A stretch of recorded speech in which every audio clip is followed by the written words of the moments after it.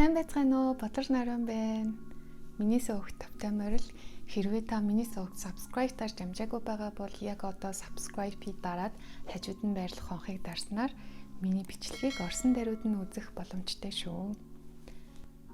За би өнөөдөр та нартай эрэгтэй хүний малгайтай цамц хойж үзүүлэх гэж байна.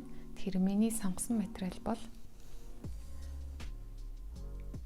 ийм хээтэй материал байна. Энэ өнгөн тал нь, энэ гадна тал нь. За хэр их даваа орох вэ гэхээр би метр 80 см-ийн өндөртэй хүнд малгайтай цамц уягч байгаа. Тэгэхээр метр 80 см-ийн өргөнтэй давнаас метр 50 см-ийг авсан байгаа. За миний энэхүү хэрэгжилж байгаа эсвэр маань 44 арзмарын.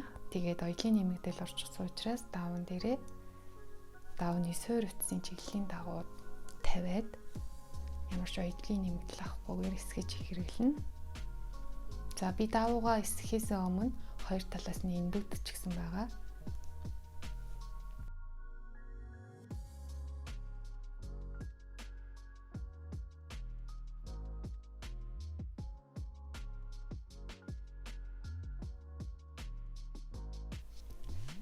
Энэхүү малгайтай цамц маань халаастай байгаа, 70 халаастай. Тэгэхээр надад халаасны эсвэрээс 4 инч бүрдэл хэрэгтэй. Гэхдээ хоёр нь үндсэн давууных, хоёр нь болохоор нингэн давууга хийн. Мөн адил малгайны татар талын давуу нь бас нингэн давуу байна.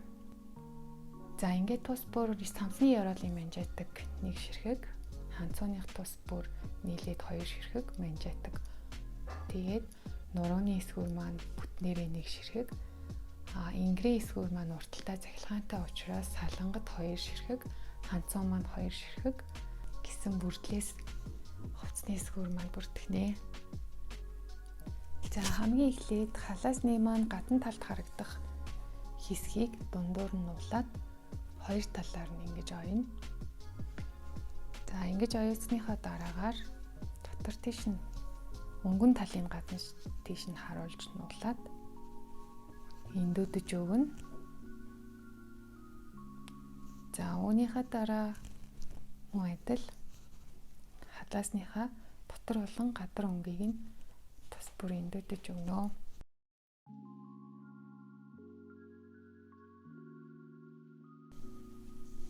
За энэ бол урт талын хэсэг байна. Энэ бол өнгөн тал нь, энэ арт тал нь. За өнгөн талын дээш нь харуулж байгаа саяны бид нар халаасны дээд хэсгийг бэлдсэн. Энийг халаас байрлах хэсэгт сэтгэлгээ хийж өгсөн байгаа. Энэ хоёрын хооронд тааруулаад энэ хоёрыг нийлүүлэн ойно. За саяны хэсгийг ойчглоо. Би та нарт сайн ялгарч харагдах болов гэсэн үднээс ийм цагаан утсаар ойж байгаа. Та нар маань материалынхаа өнгийн дагуу утас сонгож хэрэглээрэй. За энэ бол гадна тал гэсэн тий. Тэгэхээр энэхүү ойсон халаасны энэ хэсэг маань бэлэндээ ингэж харагдана гэсэн үг. За үүнийхээ дээр халаасныхаа дотор тал болгон эсгэж авсан материалаа мөн адил энэ хэсгээс энэ хэсгийн хооронд ойно гэсэн үг. За ойд бэлэн болчлоо. Энэ бол баруун талын ингэр учраас энэ бол баруун талын халаас. Тэгээ сая ингэж ойсон байна. Давхарлаад бэлэндээ энэ маань ингэж хараад ингэж байрлах халаас гэсэн үг. За үүнийхээ дараа би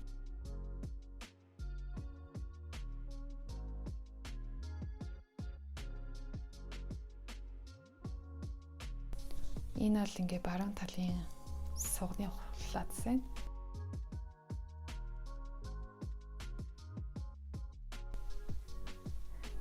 За энэ тал нь бол өнгөн тал нь, энэ бол дотор тал нь.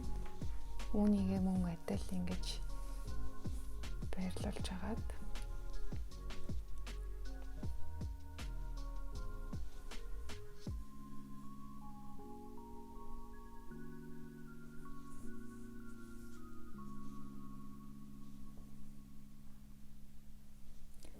энүүгээр ойж өгнө гэсэн үг.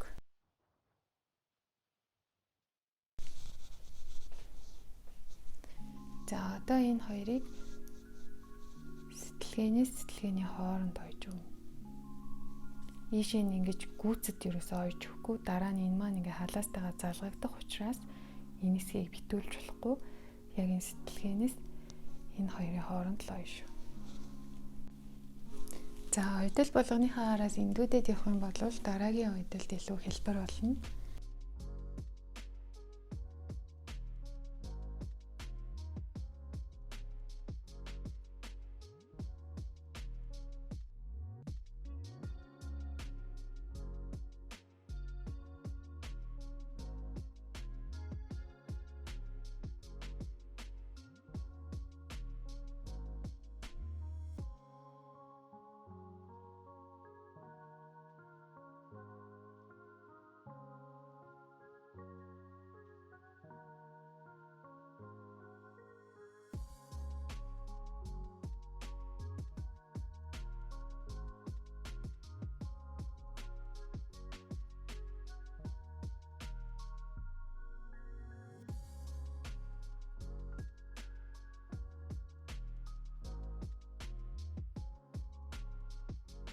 Энэ ойдлын хэсгээс тойруулаад ингэж ойоод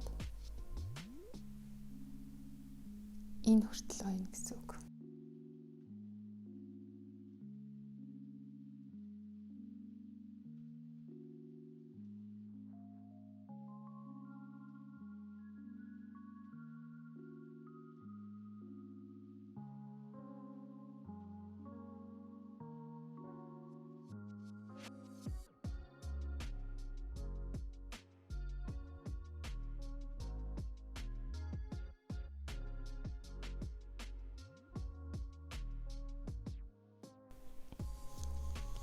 За би тус бүрд нь ингэж хэрж ойсныхаа дараагаар хооронд нь холбож ойсон байгаа. Гэхдээ холбож ойхдоо энэ үзүүрээс халаасныхаа яг энэ уул зүрийн дээд үзүүр хүртэл бас халаасны төгсгөлийн энэ үзүүрээс энэ хүртэл хооронд нь холбож ойсон байгаа.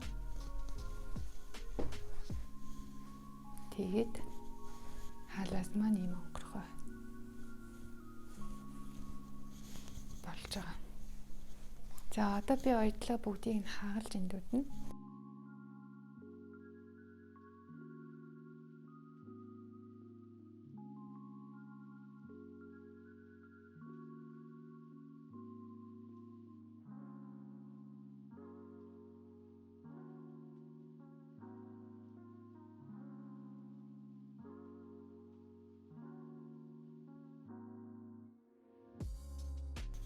За энэ бол баруун талын халаас, энэ бол зүүн талын халаас. За би одоо халаасныхаа энэ сэрдээгээд байгаа хэсгийн энүүхэн хэсэгт нь шулуун ойдлоор дарж ойж өгнө. За би 2 кармагаа дараад ойчлоо. Ялгарч харагдах болов уу гэж бодоод хар өнгөөр бас ойчлоо. Харин та нар яг даавныхаа өнгөтэй адил өнгөөр цамцаа оёрээ. За одоо бүгдээрээ цамцныхаа ингэр талыг нуруу талтай нь холбож ойно.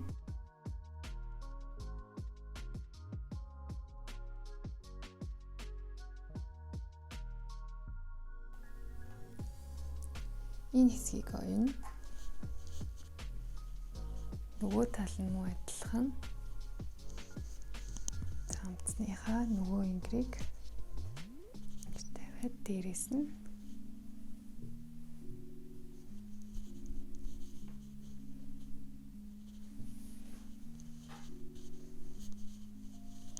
ингээ хоёр талыг нь битүүлж байна. Энэ бол цамц маань ийм болсон байна.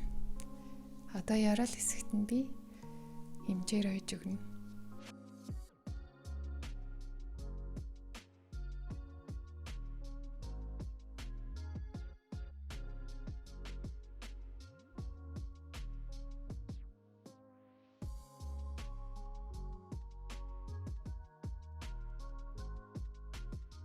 За цахилгаан маань цамцны ингрийн үзүүр хүртэл хүрэлцэхүүц урт цахилгаан байх хэрэгтэй. Тэгээд доотлын үзүүрээс салдаг цахилгаан байх шаардлагатай байгаа.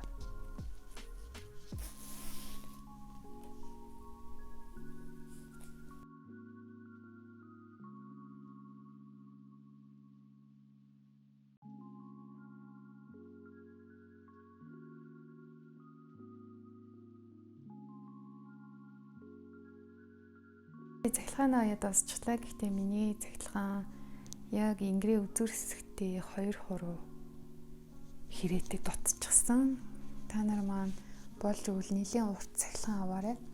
Тэгэд энийг нь гүйцэтгэл нь ойж өгөөд хэтэрхий урт цахилгаан юм байх юм бол энийг нь хаачлаад хэрэгжилж болно.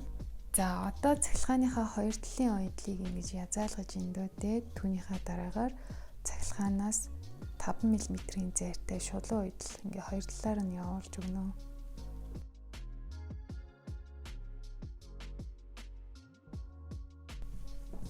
За цамцныхаа мөрийг ингэж холбож ойж өгөөд үүнийхээ дараагаар тэгэхээр ингэж ойж өгнө. Нөгөө ханцугаа мөдөд ингэж ойж өгнө. За ингэж ойж дуусчаад манжайтга мөн адил ингэж ойоод ойсныхаа дараа манжайтга ингэж нуулаад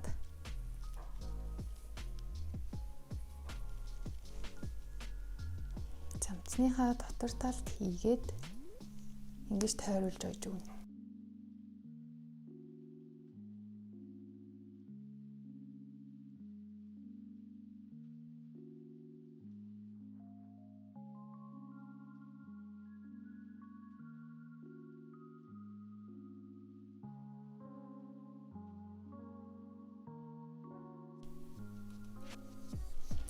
За одоо би малгайгаа оёх гэж байна. Малгай оёхын өмнө малгай маань гадна тал, дотор тал гэсэн 2 хэсгээс бүрдэж байгаа. Тэгээд эсхүүрний маань энэ талын булан дээр малгайны энэ урт талаар, нүүрэн талаар гүүх үдээсний нүхийг цоолж өгөх тийм тэмдэглэлээрээ байгаа. Надад зориултын тийм цоолох багж байхгүй учраас би энэ хэсэгт нь товчны нүх хэрж цоолохоор шийдлээ.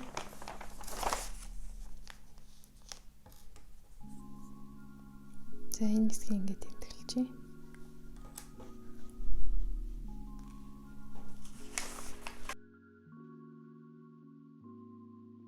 За энэ бол малгайны маань гадна тал. Энэ артлын хэсэг, энэ толгой орой хэсэг, энэ нүүрэн тал, энэ их биетэй залгагдах хэсэг байгаа. Тэгээд энэ товчны нүхийг болохоор гадна талд нь гаргаж өгнө.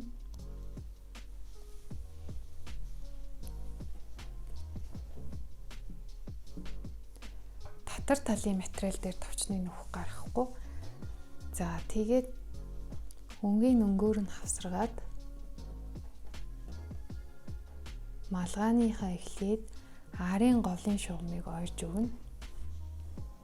За энэ юун дээр ч гэсэн адилхан. Татар талын материалыг гэж гисэн мөн адилхан арын голын шугамыг ойж өгнө. За ингэж ойсныхаа дараагаар орой хэсгийг нь ингэж уулзуулж ойх байгаа.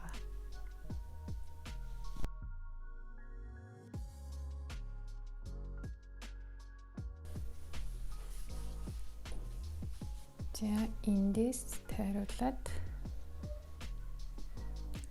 ингэж ойно.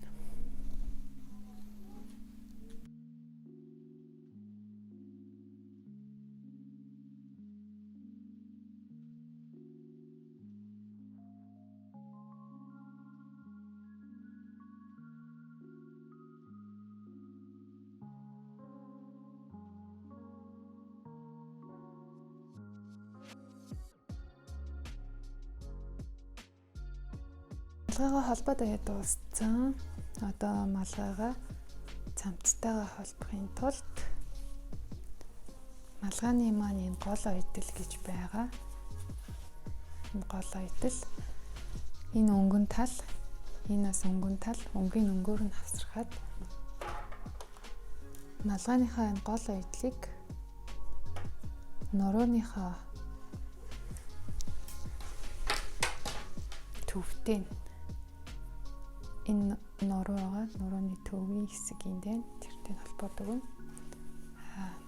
Хоёр талын үзүүрийг нь болохоор яг энэ цахилгаантай ингрийн үзүүрд нь тэнцүү бариад зүүдэж өгнө.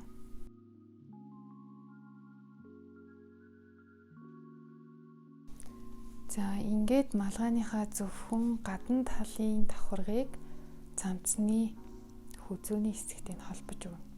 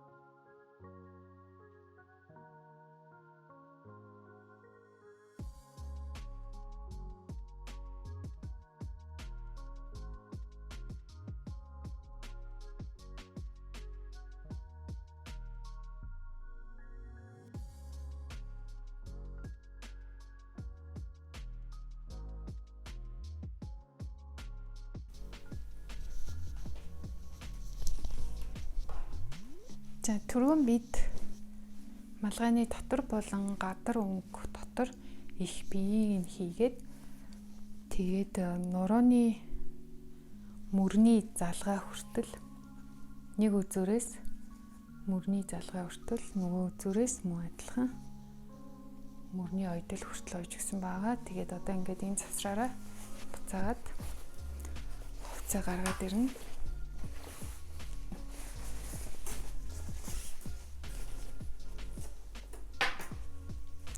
Миний цамцны малгайны дотор тал маань ийм сундгүй материал байсан учраас одоо ингэж ойход маш их таталт өгсөн.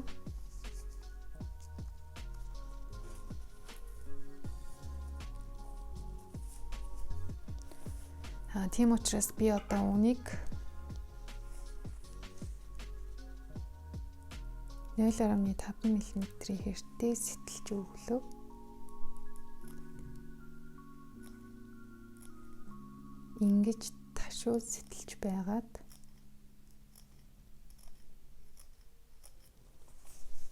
үлцийн хэсэгт нь шингээж хойно.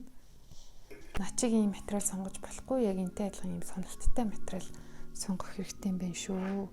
Тэгэхгүй бол ийм сундгүй материал сонгочоор энэ даавуу маань цамцны маань даавуу ойдол өгөхөөр ингээ жоохон сунчдаг. Эсвэл энэ материалаа би малгайнаас жоохон илүү хэмжээтэйгээр авах байсан.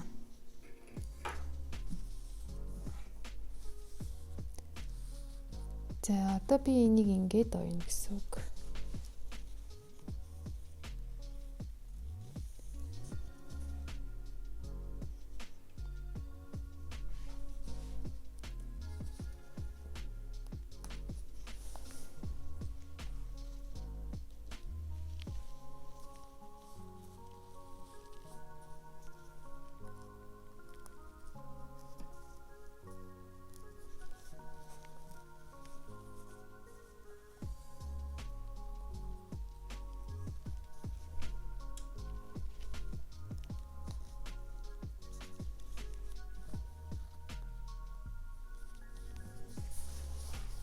За одоо би эндээс энэ хүртэл гараараа ойно. Оёлын машинаар ойх юм бол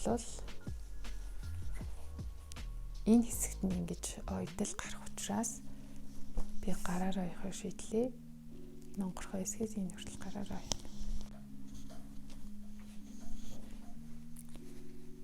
За ингэж ерөөхдөө миний өнөөдрийн малгайтай цамц маань бэлэн боллоо.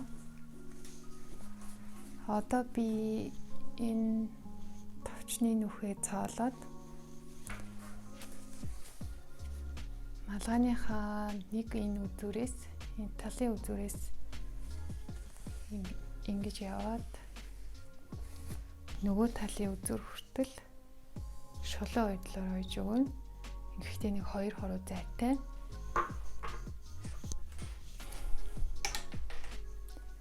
Тэгээд энэ завсраараа үдээсээ ингэж гүйлгээд малгайны маань үдээс бэлэн болоод өнөөдрийн миний ойсон цамц дуусч байна. Миний өнөөдрийн ашигласан эсхүүр болон бусад бэлэн утасны эсхүүрийг ашиглахыг хүсэж байгаа бол видеоны доор байрлах Facebook хаяг руу чат бичээд видео заавартай хувцсны 100 эсхүүр хэрхэн орох талаар заавар аваарай.